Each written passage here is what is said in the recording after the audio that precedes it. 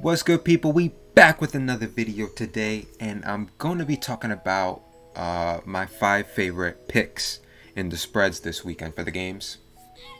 Going to be a quick video, just giving you my 5 picks, breaking it down a little bit. Starting with the Arizona Cardinals, and they're -7.5 at Jacksonville.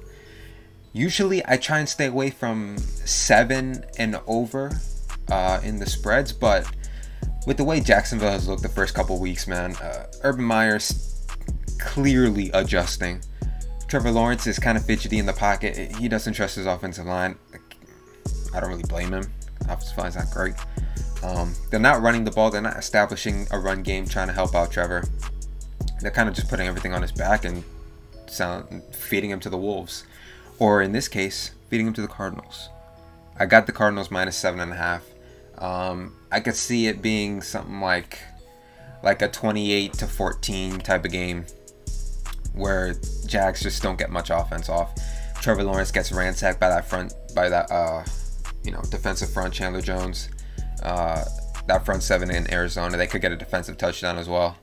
I don't see any way Jacksonville wins this game. I just don't. I think Kyler also has a field day. Moving on, I got the Ravens -7.5 as well. Again, I usually stay away from these points, but over the past couple seasons, the Ravens, when they play teams that are significantly worse than them, they smash them. They brutalize them. It's not close. They're one of the few teams that really just loves to blow out insignificant, inferior teams. And Detroit, fair play to them, they've shown up against San Francisco. Granted, they did get blown out early on. They kind of rallied at the end. They looked good in the first half against Green Bay. But I think the Ravens defense is more ferocious than Green Bay's and 49ers. I think it's more, the Niners and Packers are very much finesse teams. The Ravens are a brutal, a team that Dan Campbell would love pretty much. I think they just are going to overwhelm the Lions. Overwhelm Jared Goff, get him to make some mistakes early. I think Lamar and this run game, Tyson Williams, Latavius Murray, they have a field day. I don't see how the Lions keep it close unless maybe a backdoor cover, but you can't plan for that. So I got the Ravens -7.5 as well. Moving on, I got the Falcons +3 at the Giants. Now look, as a Giants fan, the Giants don't blow teams out. And winning by 4 or more points would be considered a blowout for the Giants, the way they've looked the past couple of years. The Falcons are not that much worse than the Giants. I really don't believe that. I think Matt Ryan and Arthur Smith are continuing to mesh, continuing to build a rapport with each other. They looked good in spurts against Tampa Bay. And that's Tampa Bay. They got it in within 3 points at one point. Forced a 3-and-out against the Bucks, got the ball back, and that's when things kind of unraveled. Matt Ryan threw back-to-back interceptions, back-to-back pick sixes actually, and that kind of lost them the game. But getting Kyle Pitts more involved, Calvin Ridley, finally catching a touchdown last week. Excuse me. I think the Falcons are going to be better this week. Tampa Bay's defense, Giants defense. You know what I'm saying? So. Tampa Bay's offense, Giants offense. Although they did look good last week, but that's Washington. So I got the Falcons +3. I don't know if they'll win the game, but I could see something like a 27-26, kind of game. Falcons make a late field goal, go up 1 or something like that. Yeah, I got the Falcons +3. Then we got the Raiders -3.5 at home against the Dolphins. Being at home makes this even better for me because, if it was in Miami early on, it's hot over there, that could be a problem. But Las Vegas in the Dome, Miami, just lost Tua. They got to rely on Jacoby Brissett behind that bad offensive line. The Raiders have shown early on in these couple games that they can get pressure. I expect them to get pressure early and often against this offensive line. I don't see Miami being able to score that much, man. Honestly, they have an anemic offense that was with Tua. Now they have Brissett, who really didn't look all that great against Buffalo. Honestly, I'm just so low on Miami right now, man, because the offensive line is terrible. They're out their starter at quarterback. I think the Raiders can win this easy. Miami does have a good defense, but if they can't score, then what's the point of a good defense, man? They're going to be on the field too much, and at that point, you're going to give up some touchdowns, because if a defense is on the field the whole game, they're going to get tired, they're going to get gassed, and they're going to give up chunk plays. So I got the Raiders minus 3.5. And then finally, I have the Rams plus 1.5 at home against Tampa Bay. Now, normally I would probably pick the Rams anyway, because I like how the Rams can rush forward to get pressure.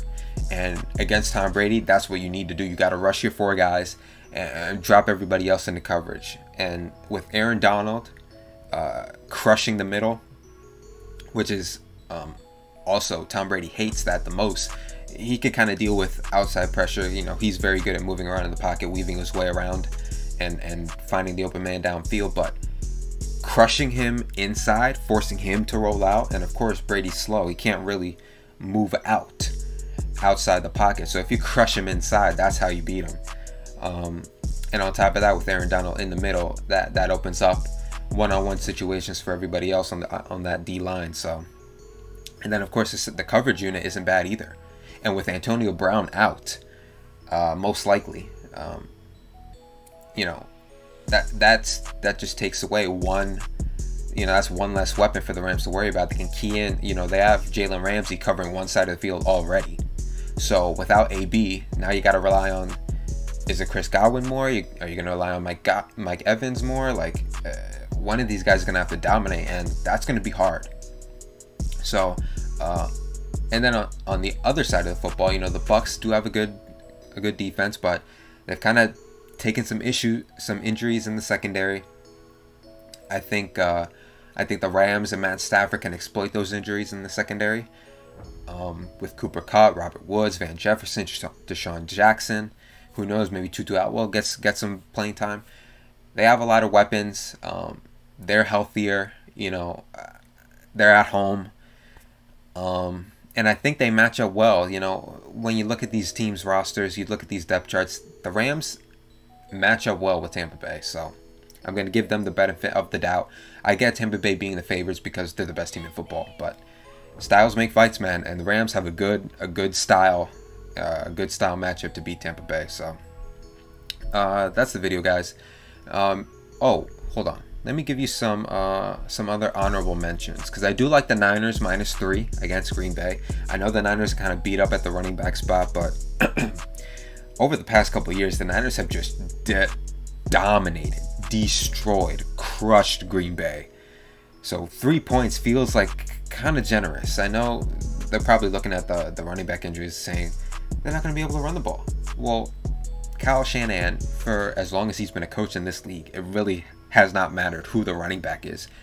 His scheme, the offensive line, you know, he puts guys in positions to run wild. So whether it's Elijah Mitchell or Trey Sermon, the rookie, or Jacquizz Patrick, who they recently picked up off the Bengals practice squad, you know, I'm not concerned. I think any one of those guys, if they're healthy, is going to run wild on Green Bay, and Green Bay's not going to have an answer because this defense has looked pretty bad through 2 weeks. So I like the Niners -3 as an honorable mention.